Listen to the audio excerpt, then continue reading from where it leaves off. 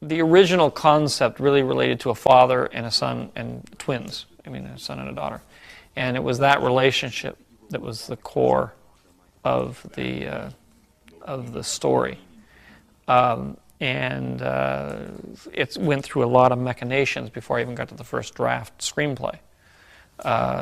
And various characters changed shapes and sizes, and there.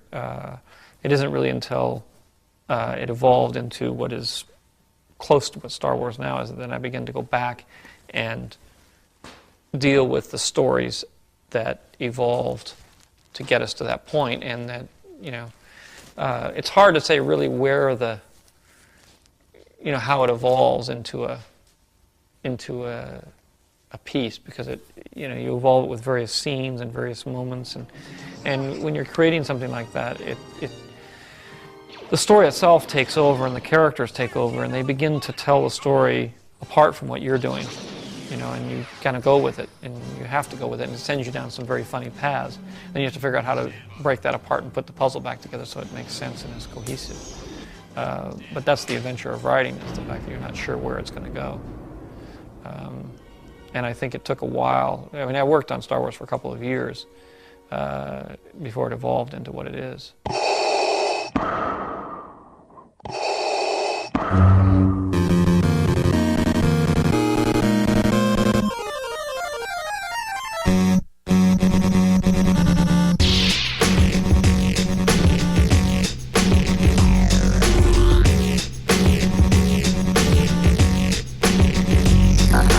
Welcome, Masters and Padawans, to episode 626 of Full of Sith. It's me, your host, Bryan Young, and with me, as ever, the redoubtable Holly Frey.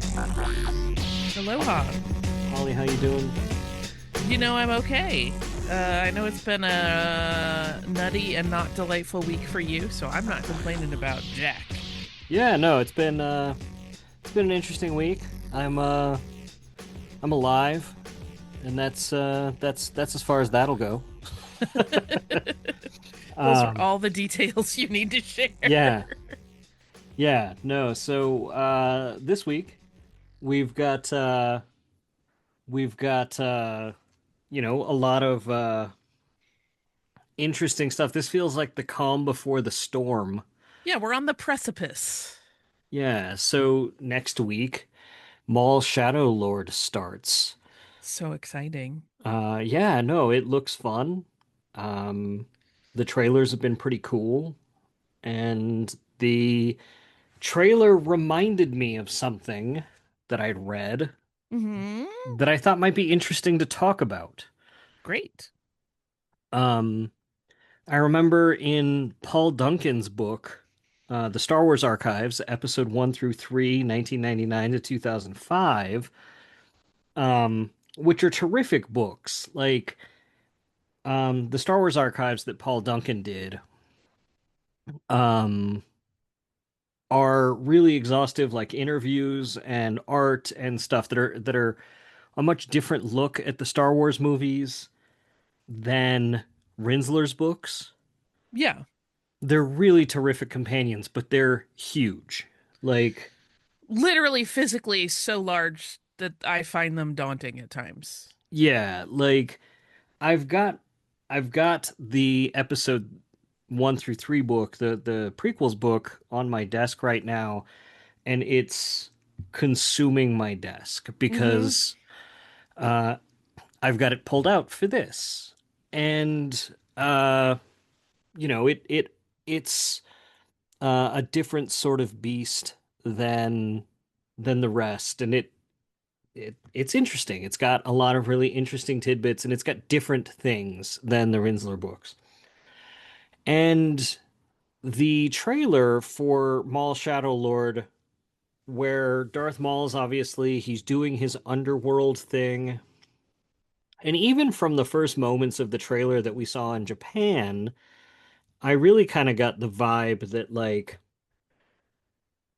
um the young Twi'lek sort of Padawan character, that it seems like Maul's very interested in making his apprentice. Mm-hmm. Um Devon is her name. Um, it kind of felt like, oh, maybe they're doing that Darth Talon sort of vibe. Right. And that kind of made me remember this passage from the archives book where he was talking to Paul Duncan about what his original ideas for the sequel trilogy were. Um, and it's interesting because like there's been a few different versions of what his ideas for the sequel trilogy have been. Yeah. We've heard like which and I kind of think that that's kind of what we'll talk about, not just the Maul show, but Somehow the way you said the mall show made me envision it as like a late night talk show. Tonight on the mall show, I'll um be interviewing Mother but Towson. Maul's just Conan O'Brien and Maul makeup, Hmm. which I would pay premium amounts of money to see Conan O'Brien in mall makeup doing Star Wars interviews. I would too, actually. That would be That would fill my heart with so much joy. yeah. No, mine too. I would adore that. I'm still so mad they took the Tonight Show from him. He is so much Me better too. he's so much better than well, most of the people on late night television. Yeah. If we could He's have just like him and Colbert and nobody else, I'd be so happy. yeah, same. So I'll read this passage actually that's really interesting, and we can kind of talk about it. We can talk about the mall part first, and then sort of some of the different components and different iterations of it, um, that sort of led to the development of the sequel trilogy. Um, so I think this might be sort of in two parts, like the Mall show and the sequel trilogy, but sort of George Lucas's ideas, and I really love the idea that they don't really get rid of any of George's ideas. Like even if Right. they don't use it for what he intended them to use it for, they're they're cataloging these Yeah. and using them for something. So, um, so Paul Duncan asks, "Did you have a different idea for what the sequels were?" And he says, "Yeah, the stormtroopers started out as clones. Once all the clones were killed, the Empire picked up recruits like militia. They fought, but they weren't very good at what they did." Um, and Lucas says, "That's why they kept missing. Then after the Rebels won, there were no more stormtroopers in my version of the third trilogy. I'd planned for the first trilogy to be about the father, the second trilogy to be about the son, and the third trilogy to be about the daughter and the grandchildren. Episodes 7, 8, and 9 would take ideas from what happened after the Iraq War. Okay, you fought the war, you killed everybody, now what are you going to do? Rebuilding afterward is harder than starting a rebellion or fighting the war. When you win the war and you disband the opposing army, what do they do? The stormtroopers would be like Saddam Hussein's Ba'athist fighters that joined ISIS and kept on fighting. The stormtroopers refuse to give up when the Republic win. They want to be stormtroopers forever, so they go to a far corner of the galaxy, start their own country and their own rebellion. There's a power vacuum, so gangsters like the Hutts are taking advantage of the situation, and there's chaos. The key person's Darth Maul, who'd been resurrected in the Clone Wars cartoons. He brings all the gangs together. And Paul Duncan asks, was Darth Maul the main villain? George Lucas says, "Yeah, but he's very old, and we have two versions of him. One is with the set of legs like a spider, and then later on he has metal legs, and he was a little bit bigger, more of a superhero. We did all this in the animated series. He was in a bunch of episodes. Darth Maul trained a girl, Darth Talon, who was in the comic books as his apprentice. She was the new Darth Vader, and most of the action was with her. So these were the two main villains of the trilogy. Maul eventually becomes the godfather of crime in the universe because as the Empire falls, he takes over. The movies are about Leia. I mean, who else is going to be the leader? She's trying to build the Republic. They still have the apparatus of the Republic, but they have to get it under control from the gangsters, and that was the main story. It starts a few years after Return of the Jedi. We establish pretty quickly that there's this underworld. there are these offshoot stormtroopers who started their own planets, and that Luke is trying to restart the Jedi. He puts the word out, so out of 100,000 Jedi, maybe 50 or 100 are left. The Jedi have to grow again from scratch, so Luke has to find 2 and 3-year-olds and train them. It'll be 20 years before you have a new generation of Jedi. By the end of the trilogy, Luke would have rebuilt much of the Jedi, and we'd have the renewal of the New Republic, the with Leia, Senator Organa becoming the Supreme Chancellor in charge of everything, so she ended up being the chosen one. So that's sort of his idea for what would have been a sequel trilogy if it would have been able to happen pretty close to after Return of the Jedi. If he'd have been able to do it, Yeah, it sounds like 20 years ago.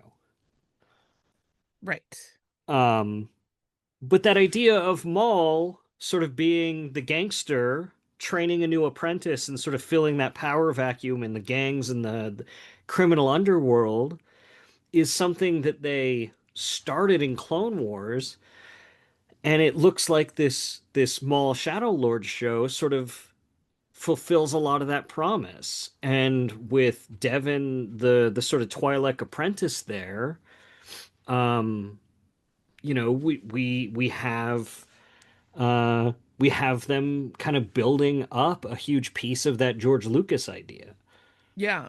I mean, it certainly um does appear to be based on all of that. I'll be very, very curious.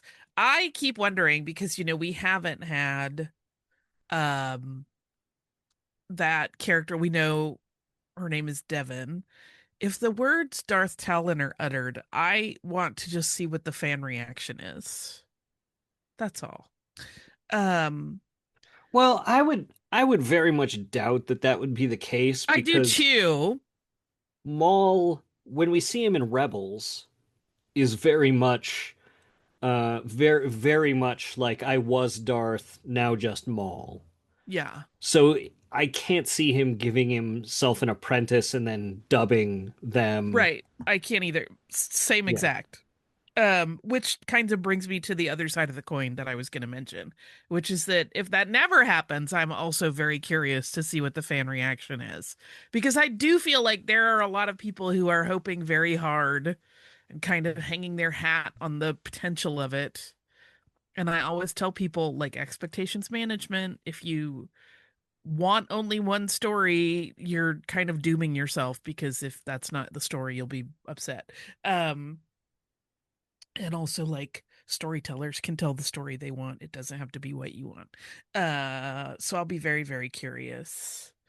I also wonder though too if George had made this vision of the sequel trilogy, how that would have been perceived. I mean, we're kind of like dealing in theoreticals and speculation, right? Because we're invoking Milan Kundera's unbearable lightness of being. You can only see like the one outcome because we can't choose all the paths.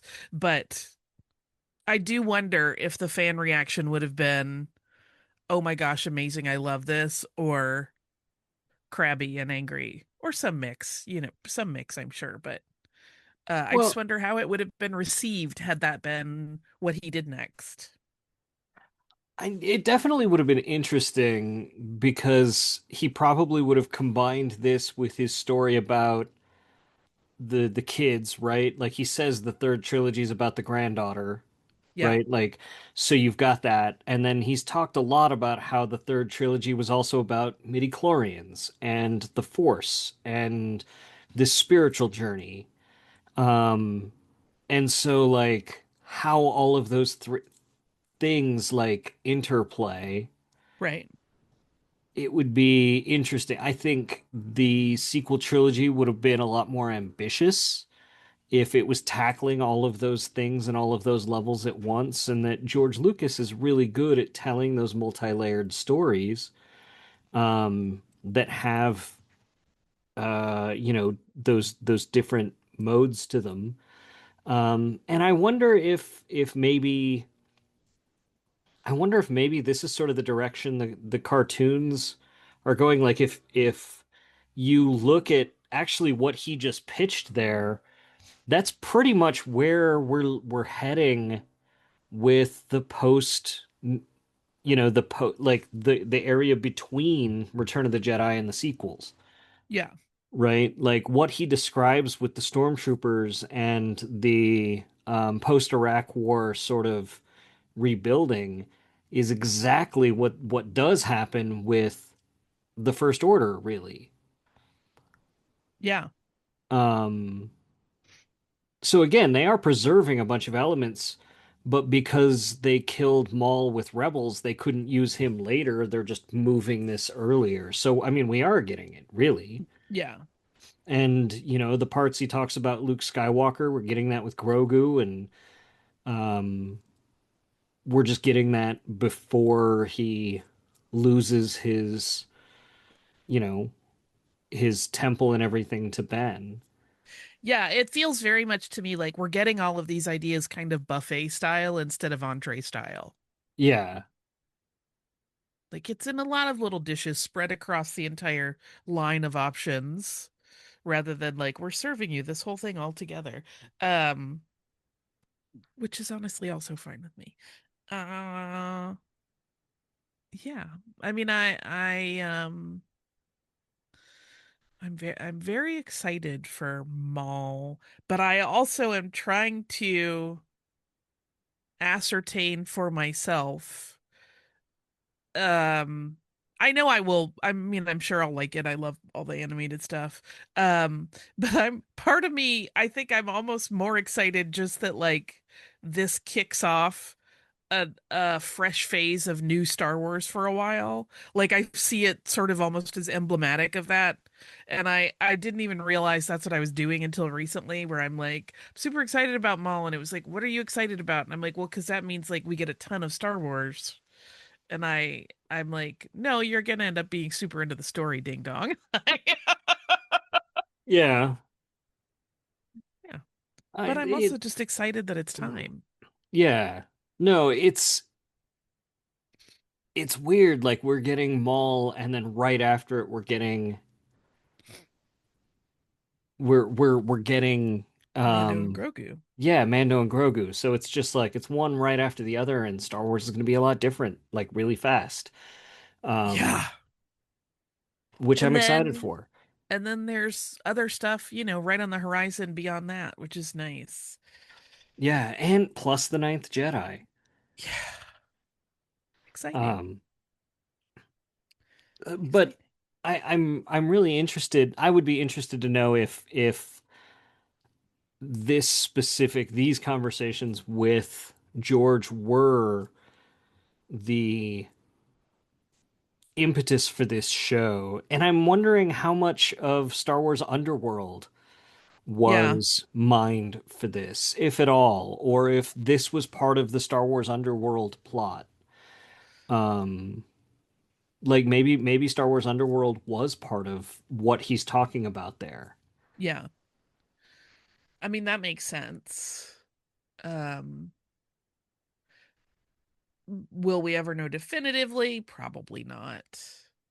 Um, I was thinking about this actually. I'm going off on a slight tangent, so hold my hand and come with me. Um, I'm coming with you. in terms of things like various projects that don't come to fruition or whatever still being alive in some form. It occurred to me recently because I only recently finally read Master of Evil because I was guesting on Talking Tauntauns to record that I'm not sure when that comes out. We just recorded it. But I there's a moment that references just very subtly Coruscant's level 1313, which comes up, a lot of people kind of name check it on the DL about it. And I Yeah, was thinking about that game property and how excited people were for it. And it's, you know, I don't even know what word to apply to it. Cancellation, demise, whatever, yeah, it not being a thing. But like it still lives on in various ways. And that really to me is one of the most fun aspects. Fun isn't even the right word. Um it's one of the things I love about Star Wars very much because it's kind of that like no one ever really dies thing, right? There's always the possibility, and Maul Shadow Lord seems like a perfect example of it, that these things that we get attached to and then find out they're not going to happen, it doesn't mean they're never going to come back in some format, which is a very hopeful and nice way to think about, any sort of entertainment IP or juggernaut or whatever you want to call Star Wars. It gives me hope for the hunt for Ben Solo. Like the idea Yeah. that Luke says, no one's ever really gone. Um, it's if folks go back and listen to the interview I did with Doug Chang right around the time Rogue One was coming out, there's a moment we talked about Vader's castle. Yeah. And Vader's castle's actually a Ralph McQuarrie drawing from Empire Strikes Back, Yeah. from the Lee Brackett draft, from before Lawrence Kasdan got hired, right? Yeah. Because tons of Lee Brackett's screenplay actually happened, like Vader's introduction happens on his castle, and he's like feeding some weird bird and in Lee Brackett's draft.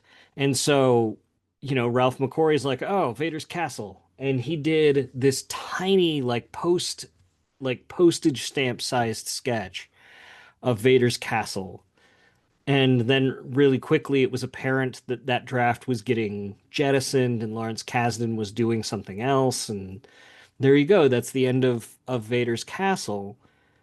And when they're doing Rogue One and Vader's castle's on the table again and Doug Chang's looking for how they're going to do it, they just don't throw anything away. And Yeah. there's this little postage stamp sized sketch that Ralph McQuarrie did when he heard the phrase Vader's castle. Yeah. And that's the shape that we have. That's the design basis for Vader's castle in Rogue One. And it came from that design philosophy of Ralph McQuarrie, from this little tiny pencil sketch just of what that is. And it's really cool that Star Wars will go back and keep mining all that material in such really interesting, fun ways. And they've produced so much of it, it seems like um there's so much there that like we're not going to run out of it, and there's so many great creative people there and have been there for the last 50 years that there's no way to possibly just run out of that steam. Yeah. And that applies really, I mean, across all mediums and all aspects of production, right? I remember being at one of the touring Smithsonian stops. I think it was in when it was in St. Petersburg, Florida, and maybe noticing for the first time, I'm sure I had even seen it on previous iterations because I wherever it is, I tend to want to travel there and see it because not only do I like seeing all those pieces over and over, I like seeing how different museums stage them. Um, but seeing an Ian McCaig drawing that was in like the portfolio of Padme concept sketches, Amidala concept sketches, and I was like, oh, that's Satine. Like it's one of the costumes that didn't get made for Padme, but it did get used in the Clone Wars for Satine's. I mean, it's her exact like ceremonial look. And I was just it kind of reiterated all the things we were talking about, that like everything that doesn't get used is still in play on the back end as a potential asset, Oh yeah, no, which is great. I was going through this archives book for the prequels, and I was surprised when I found Terra Sanube in here. Hmm. I'd forgotten because it's not in the Rinsler books, and I don't think it's in the Art of the Clone Wars book. And I don't go through this archives book very often because it's too damn big. There's a smaller version that's like more handheld, but it's like it's got half as much in it. Yeah. Um, and yeah, like those guys, when they do their blue sky phases of design, put out so much art because usually they're hired. I mean, Lucasfilm is one of the few companies that pays the writer or the artists like um from the time they know they're making a movie till the end. Yeah. Um, and they're just working like, oh, you think this is when this is something that might be in the screenplay, and that whole team just cruises on stuff and just comes up with all kinds of iterations, and the writers can come in and go, oh, that looks cool. I could incorporate something like that in the Yeah. screenplay. And they feed off that creative energy and they build all kinds of cool stuff. And that stuff just never goes away. And future creatives can go in and say, let me look at what they did for stuff like this. And they've got guys like Phil Shostak who's been doing a great job with the art of books. Yeah. Um and he kind of catalogs that, and he's on the story group now. Because that's kind of his job, is just to have that encyclopedic knowledge of all of that stuff. Um, which is crazy to me. Um, Yeah. just just to have that encyclopedic knowledge of like, where was that image? Where did we come up with an image of something like that? Yeah, they did that for the pre-production on X project in, Yeah. X year, and then be able to pull it up because I can't even imagine what the digital archive must be like at Lucasfilm for that kind of stuff, just for images, but for written material and transcripts of stuff like these kinds of interviews, like the one in this archives book, what that must be like to search through, or scripts or whatever, because stuff like the Underworld scripts, right? They did something like 50 or 60 hours of scripts for that, and then Yeah. all the transcripts for the story meetings, all of the notes that were associated with those meetings, all of that kind of stuff. Like, have you read the Raiders of the Lost Ark story transcript? The story conference transcript? No, I don't. Oh, I think I've read excerpts of it. I think somebody sent me some of it and to talk about and was like, "Did you read this part?" And I'm like, "I haven't read any of this." But I have not read it in any kind of comprehensive manner. Oh man, it's so good. Maybe we should just do an episode about that. You would love it. Probably, Um, but don't assign me too many extra reading things. I can't keep up with anything. I'm not actually suggesting it. I mean, like, we've got enough Star Wars for the next few months that if we were to do that, it would be a while, but it's something I I could revisit read one often. page a day. Um, honestly, if you were to start from the beginning, it would probably take you an hour and a half to finish the whole thing, and I don't think you'd actually want to stop. Um, for those of you who don't know, the Raiders of the Lost Ark story conference transcript is a transcript of the first sort of story conference meeting from when they brought Lawrence Kasdan on board to write Raiders of the Lost Ark. Um, so they, based on the strength of his script for The Bodyguard, which you're sitting here confused because you're like, wait, wasn't that a 90s movie? And you'd be right. Um, but the script for The Bodyguard was sort of on the Hollywood blacklist, and it was something that was like really hot but could never quite get made. At the time, like Steve McQueen was attached to star in it. And it was just the hottest thing in Hollywood, and that's kind of like the heat attracted to that is what got him into the room to talk to them about Raiders of the Lost Ark. Yeah. And this transcript is George Lucas, Steven Spielberg, and Lawrence Kasdan sitting in a room, and they're just giving him a download of what they think Indiana Jones is about. And they have a tape recorder going, and it's the three of them talking.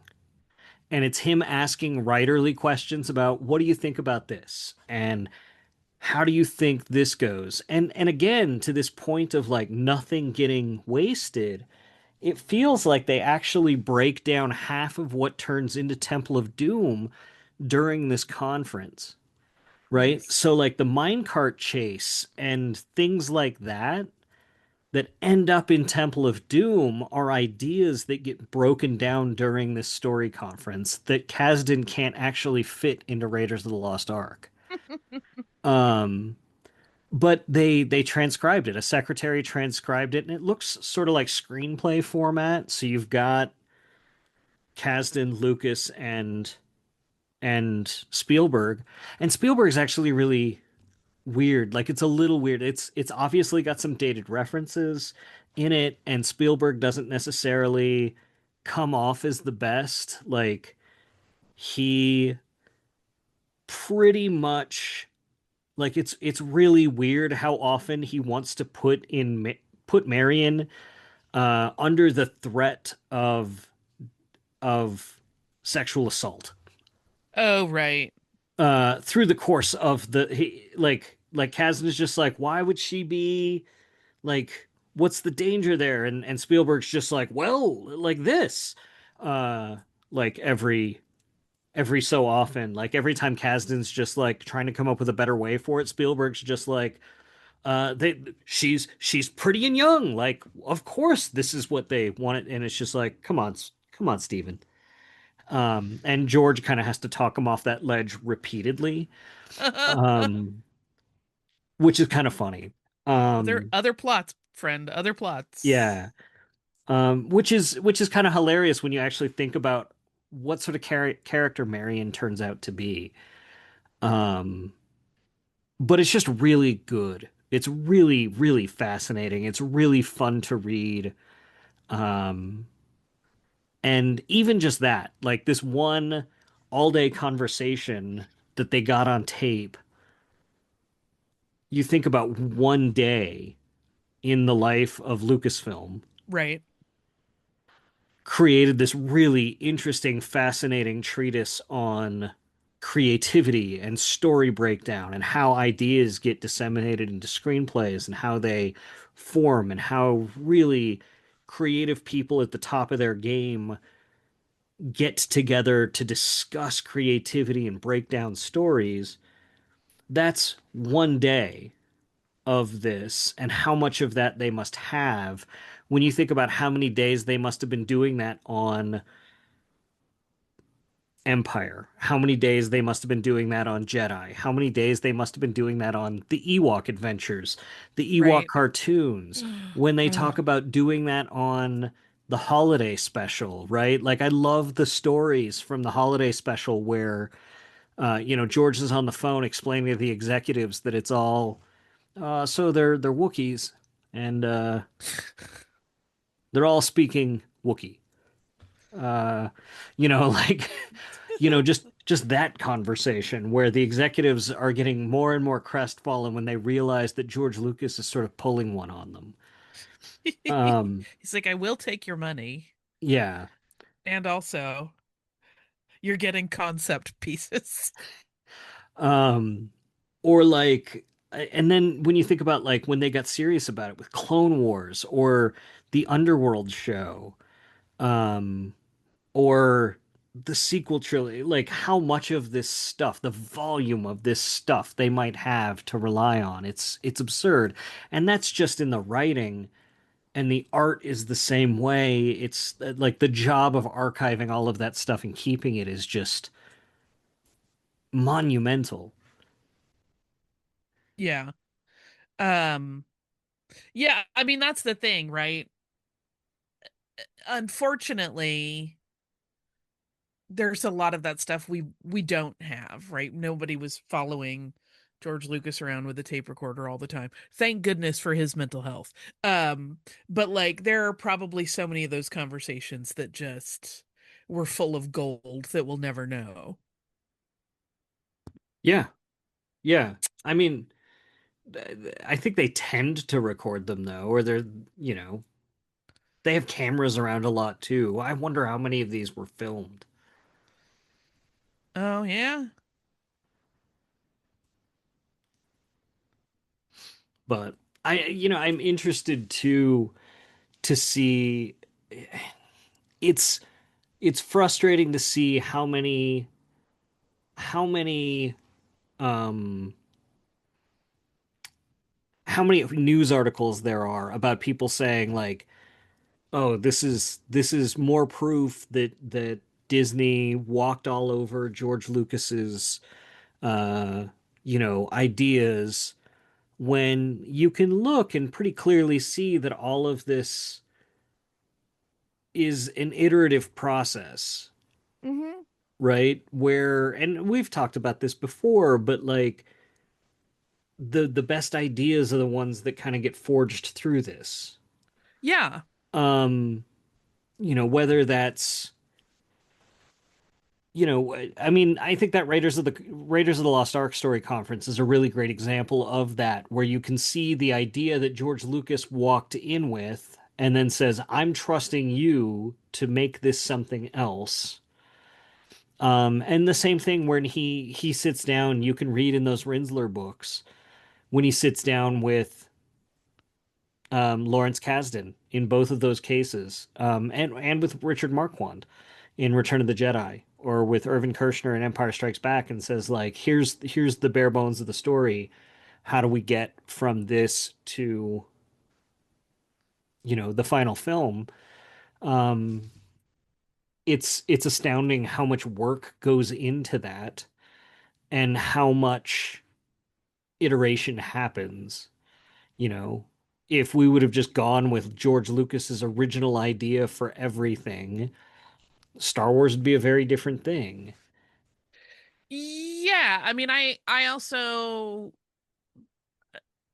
I know I'm gonna get on my soapbox again, but I also just think like George, as much as anyone, would not want to dictate to another artist what they have to do, even if it's how he would have done it. You know what I mean? Like, so I always get frustrated when people are like, "This isn't what George wanted," and it's like, it might not have been what he wanted to do himself, but I don't think he would ever be the type to impose his will in that way on somebody. Like, take the parts you want and make exciting things with them. But he knows that's not, art doesn't work that way. Like, Yeah. I was really interested in that quote he talked about, again, going through history,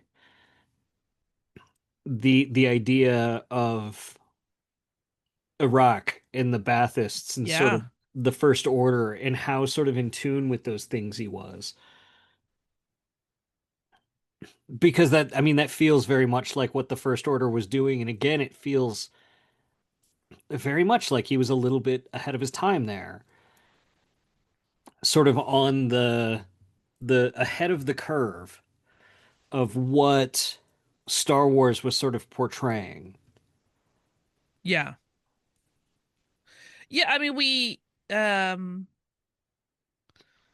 we know how influenced by history he was from the beginning in making these. So I'm not surprised, but it is still delightful to know that he was continually pulling from current events and historical events and like tying those into it because he understands that like that is the stuff that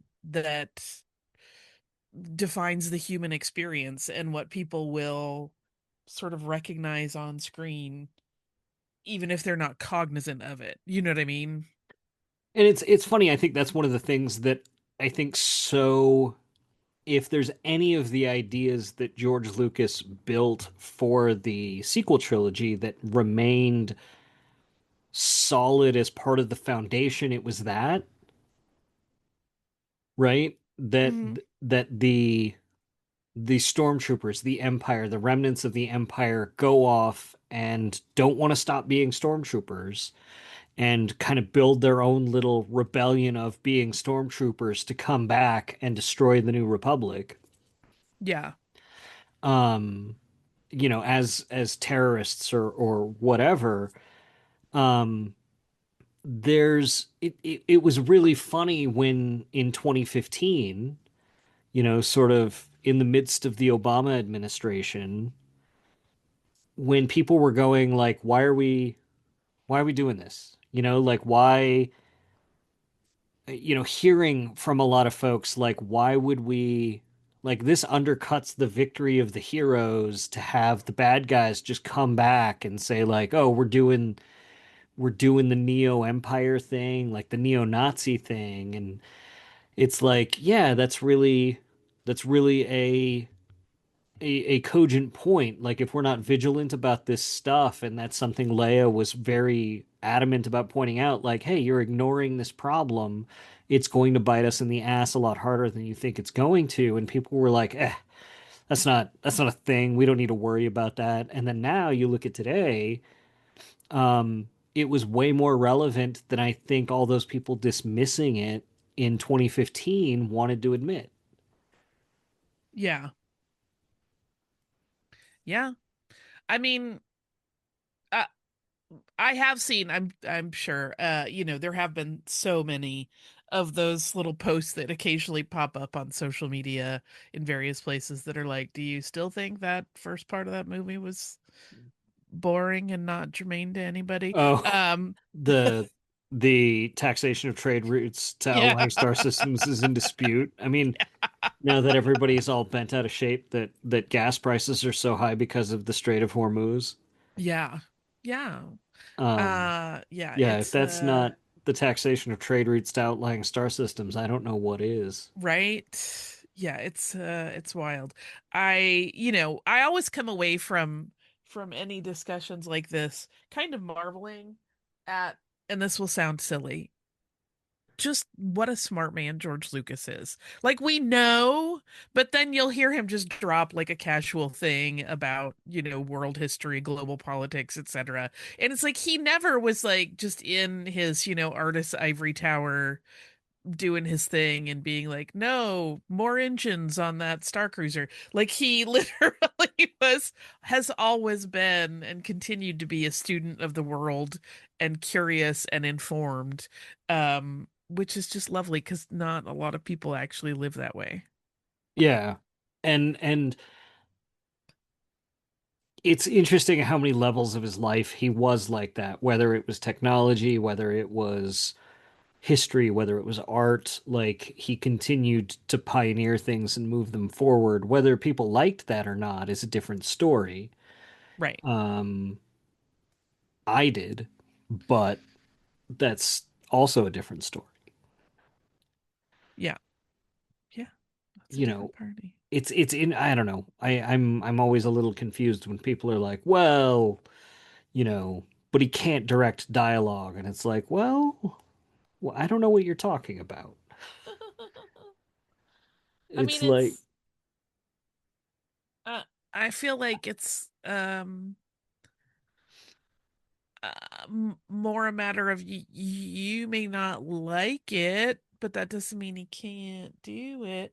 Um, I mean, I'm sure I know I've told the story many times of like how I had that revelatory moment about the parts of dialogue in Attack of the Clones and Revenge of the Sith that bothered me about Anakin and Padme when I just had that, like, because their romance can feel very clunky at times. And then I just was like, oh my gosh, neither of them has any game. They're literally just acting out how they think people in relationships talk to each other. They don't have experiential knowledge. They're kind of just like play acting this in a fake it till you make it kind of way. And now I love it because I'm like, oh, they don't know what they're doing. and and for me, there's this added layer of film history to it, right? Where, like, you've got George Lucas making a period piece of the prequels in the 2000s from the perspective of the 70s, where you go back the same amount of time, you go back 20, 30 years, and he's building something in the 40s and 50s in that very proper mid, you know, uh, you know, mid-Atlantic accent, sort of proper acting, Frank Capra, Dawn of Sound kind of vibe to the acting. Right. And they're acting in a way that makes it feel like if you were to put it in black and white and release it in the 40s or the 50s and and have it go chronologically with the Star Wars movies, and then it would feel contemporary then, especially with the way he was pulling some of the Flash Gordon effects, right? Especially Yeah. with stuff like the um the one that really strikes my mind is like the theremin effects and the wavy sort of screen when Padme or Queen Amidala comes to talk to the Trade Federation at the beginning of Yeah. Phantom Menace. Yeah. You The know, you Flash Gordoniest. yeah, you go with the Flash Gordon vibe and the 50s, the 40s and 50s serial acting in the first in the prequels, and it makes perfect sense the vibe and aesthetic that he was going for. And then you move up to the 70s and it feels very contemporary to the Yeah. 70s, right? And when you have J.J. Abrams and Ryan Johnson doing the sequel trilogy and it feels very modern to the 20 teens, that feels very right to that era as well as compared to the 70s and the 80s that gave us the classic trilogy. And so it creates this really rich tapestry of eras that are distinct in those Yeah. ways. Um, where if the prequels would have felt very modern for the 90s, I feel like they'd actually feel more dated and less timeless. Yeah. Yeah. Um, but that's just me. I don't know. I really love them, and I so that's yeah. I don't know. Well, yeah, I mean, I 100% see what you're saying, and I think you're right. I will admit that there is a degree to which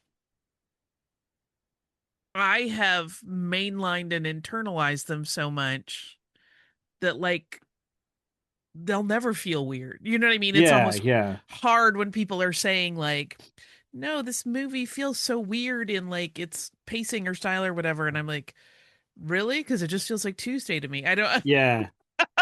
But no, you even get like that old like Jar Jar's like even like the old silent film star brought Oh back from yeah. vaudeville into Phantom Menace. Like I kind of got that vibe like when seeing Buster Keaton in Sunset Boulevard almost. You know what I mean? Yeah. Oh, 100%. Like Buster Keaton, Harold Lloyd, Chaplin, they're all in Jar Jar's DNA in a Yeah. big way. Yeah.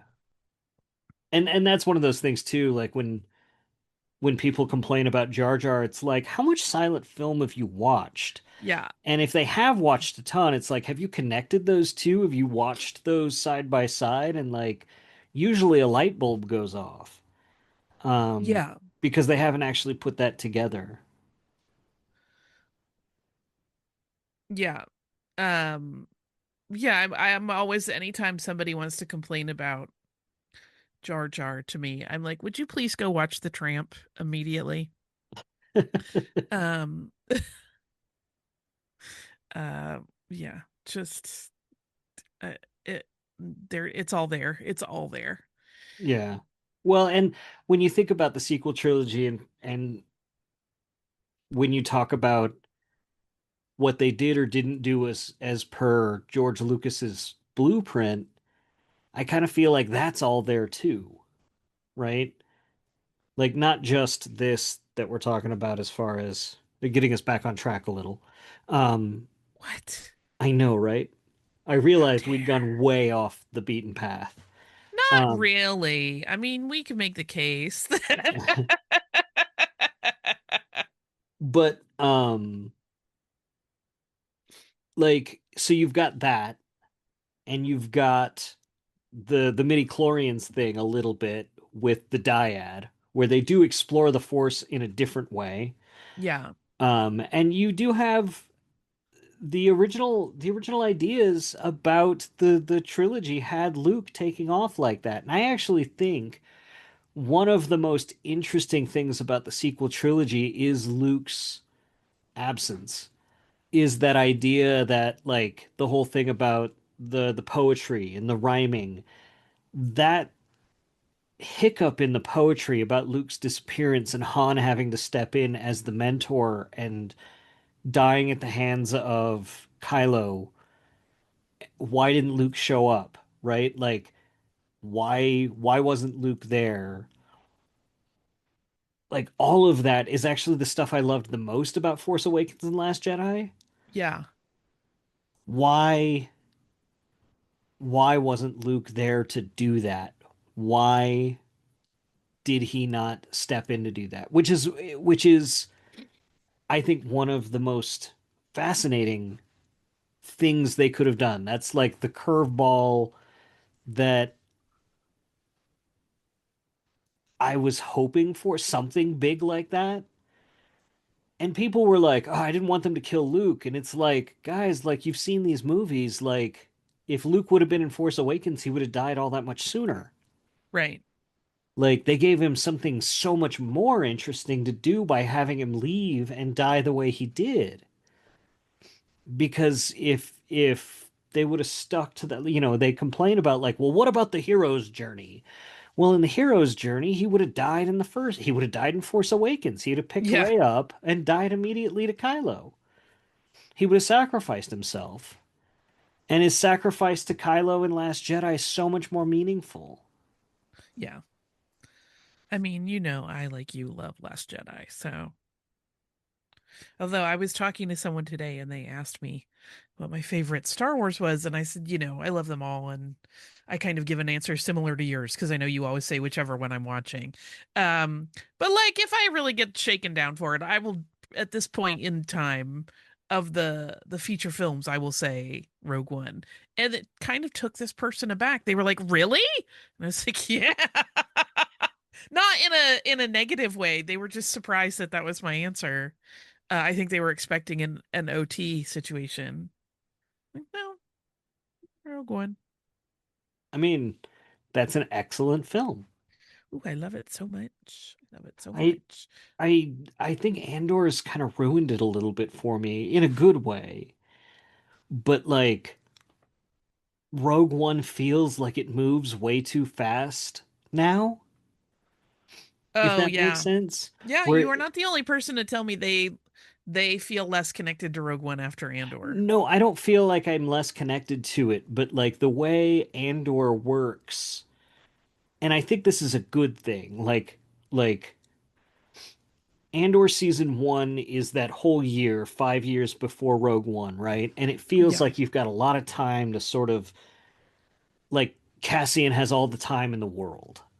yeah, And then season two, you've got 3 episodes a year, and it feels like time is just running out, right? So yeah, like 4 years, like those 3 episodes, and then 3 years, you've got those 3 episodes, and then 2 years, you've got those 3 episodes, and then those last 3 episodes, it feels like it's just moving so much like a freight train. Then you get to Rogue One, and it's like we've got days left, and there's just not enough time to do everything that needs to happen, and for Cassian to tie up all the loose ends in his life, and it's just he's gone. yeah, And it just feels like the rapidity at which time advances in the storytelling of Andor actually works both for and against Rogue One, yeah, where it feels like it adds a whole lot of urgency, but also makes it feel like it just moves too fast. yeah. I can see that. I mean, for me, still just right, just right. Yeah. I mean, it's terrific. I love it. It's so perfect.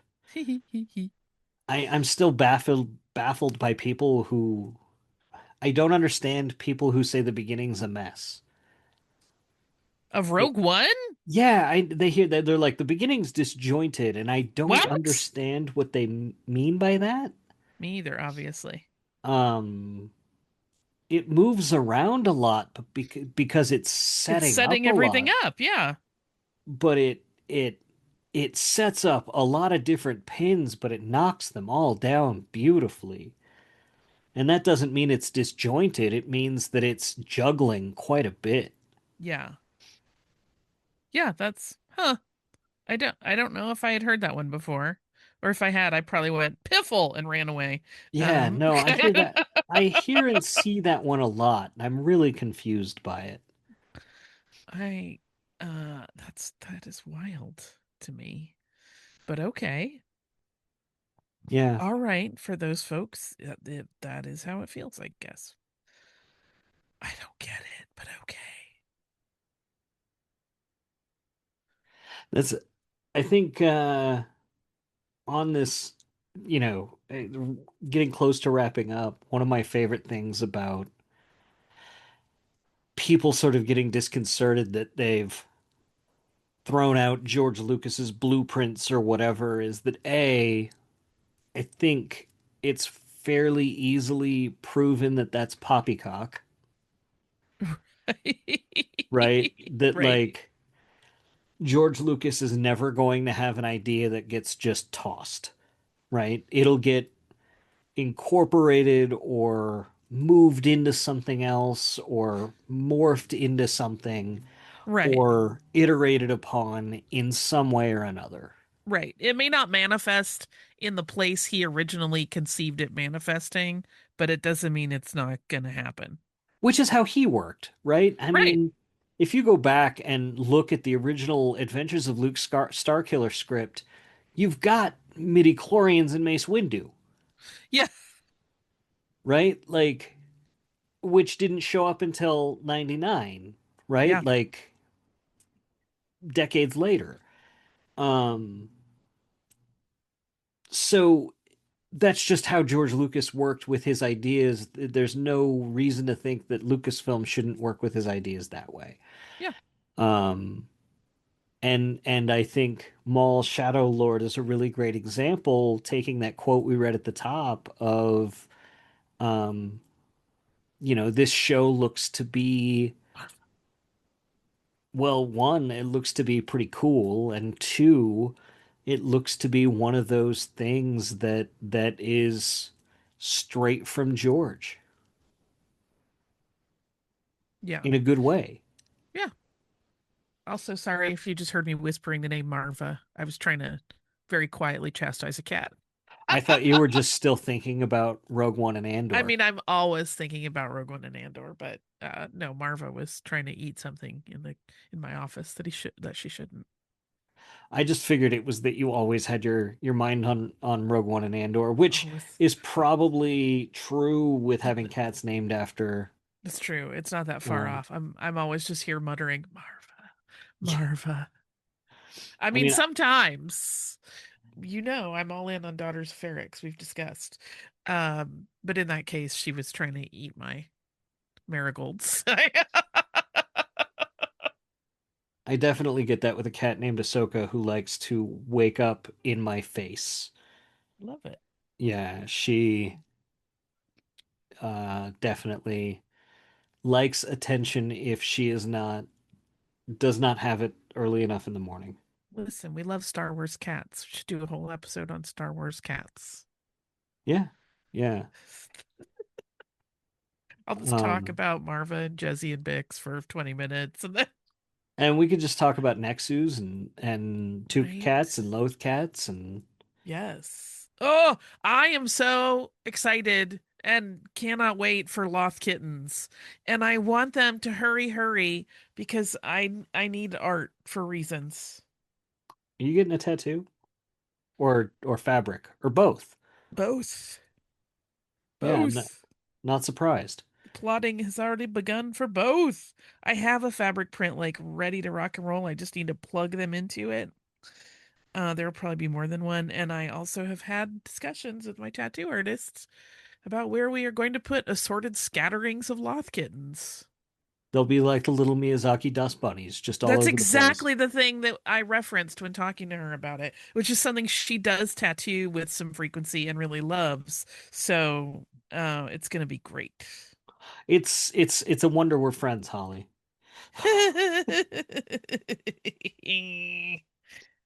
Kitties. So, where can people find you, Holly? I am on Instagram as SurlyGirly5, and I'm on Blue Sky as Holly Fry, and I am still doing Stuff You Missed in History Class, which is publishes many times a week at this point. Stuff You Missed in History Class is also now available on Netflix if you want to watch us say those words. But if you just like to listen, that's always going to stay available. I am still appearing on new episodes of The Unbelievable with Dan Aykroyd on the History Channel, which airs new episodes on Friday nights. I think that's most of it for the moment. How about you, sir? You can find me on social media at Swankmotron, or which is mainly Blue Sky and Instagram, or swankmatron.com. I've got a writing workshop I'm doing with one of the editors at Simon and Schuster and Mike Stackpole, that's online, that you can find more info out about at my website and on the social media. And I've got a new book coming out. I've got a novella in the BattleTech universe coming out in just a couple weeks. The second part of the Dominion Civil War series, um, called A Plague on Racelheg, and then um, in May I've got a book called The Ghosts of Tim Cavici coming out, that should be really cool in the BattleTech universe. I have a There's a whole bunch. question. Yes, Why are you so lazy? I know, right? Um,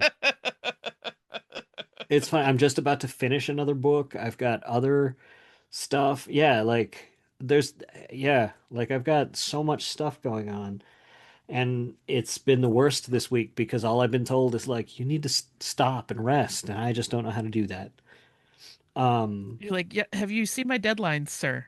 yeah, There's not a lot of stop and rest baked into that. yeah, I've done a little. Yeah, I've done a little, but I don't know really how to do that. But as far as Full of Sith goes, you can go to fullofsith.com, download the entire back catalog of episodes, and listen to them. It's a riot, let me tell you. Including that Rogue One interview with Doug Chang, the designer, and one of the chief executives at Industrial Light and Magic, and Lucasfilm, who's just, if you don't know Doug Chang, um, and you've been listening to this show for any length of time, I don't know what to do. Um, and you can email us at holocron@fullofsith.com, and we'd love to hear from you. And, rate and review the show wherever it is you listen to it. And, I don't know, unless you think there's anything else, Holly. That seemed comprehensive, sir. So, unless there's anything else, for super producer Mike Pilot and for Holly Fry, I'm Bryan Young, and the Force will be with you always.